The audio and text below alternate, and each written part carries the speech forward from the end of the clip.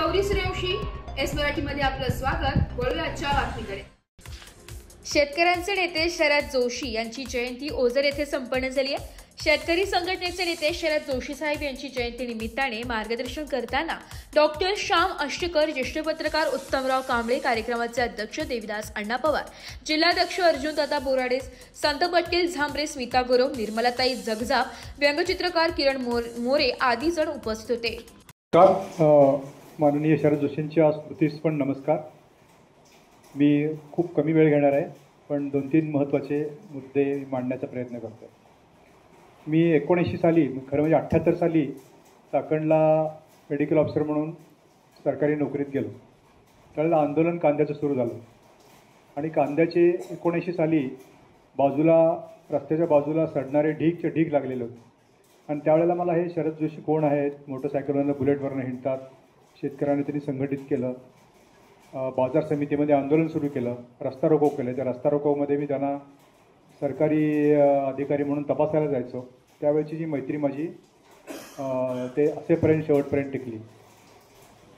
त्यावेळे जो कांद्याचा प्रश्न होता तो बऱ्या कमी जास्त प्रमाणामध्ये तो अजून शिल्लक आहे। म्हणजे कांद्याला अजून निर्यात बंदी होते। त्यावेळेला मला आठवतं की मोहनधारी आले होते आणि त्यांना शरद जोशींनी बरंच दूषण दिलं त्या जनता राजपेटीच्या काळामध्ये।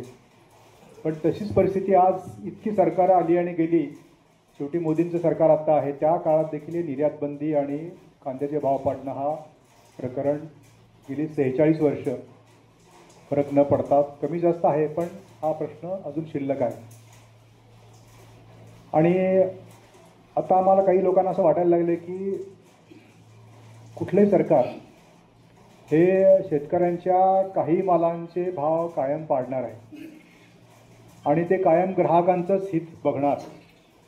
जेव्हा त्यांना निवड करायची झाली तर काही लाख शेतकरी कांद्याचे किंवा एखाद्या पिकाचे आणि 140 कोटी ते म्हणताना 140 कोटी म्हणतात, त्यांचं हित बघायचं ते त्यांचं हित बघणार, यांना तात्पुरतं दाबून ठेवणार। म्हणजे घरच्या म्हातारीचा काळ असं हे होत राहणार आहे। त्यात काँग्रेसमध्ये फरक नाही, जनता दल त्यांनी तेच केलं, काँग्रेसने तेच केलं, BJPने तेच केलं, शिवसेनेने तेच केलं, सगळे पक्ष हेच करणार आहेत, कारण ग्राहकाची बाजू ते सांभाळणार। म्हणजे लोकशाहीमधला हा प्रश्न आहे असं मला वाटतं की लोकशाहीमध्ये ग्राहकांचंच हित बघितलं जातं। जे मत देणार आहेत अधिक संख्येने, ज्याची संख्या अधिक आहे त्यांचं हित बघितलं जाईल। आणि यात काही पिकं जी कायम बळीची ठरलेली आहेत त्यात एक कांदा एक आहे आणि इथं आपल्याला कांदा आहे म्हणून आपल्याला असं वाटतं। आज भारतामध्ये थोडक्यात जर परिस्थिती बघायची झाली शेती अर्थव्यवस्थेची, तर काही पिकांचं शोषण कमी झालेलं आहे। म्हणजे गहू तांदूळचं शोषण कमी झालं आहे, आंतरराष्ट्रीय किमती त्यांच्या जास्ती आहेत, आंतरराष्ट्रीय किमती कमी आहेत आणि आपल्याकडे किमती जास्ती आहेत। त्या दृष्टीने सरकार त्यांना सबसिडी देऊन, कारण पंजाब आणि हरियाणाचा शेतकरी जो आहे तो दबाव घालण्यासाठी एक्सपर्ट आहे, तो दिल्ली रोखू शकतो, त्यामुळे त्यांचं नेहमी ऐकलं जाईल।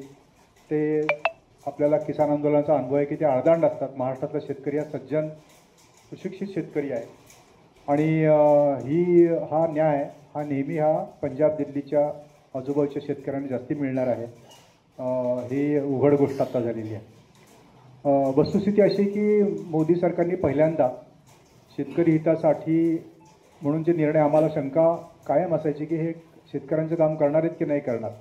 मी पिंपळगावला रस्ता रोको केला तर 2014 साली शरद जोशी त्यावेळेला खूप आजारी होते।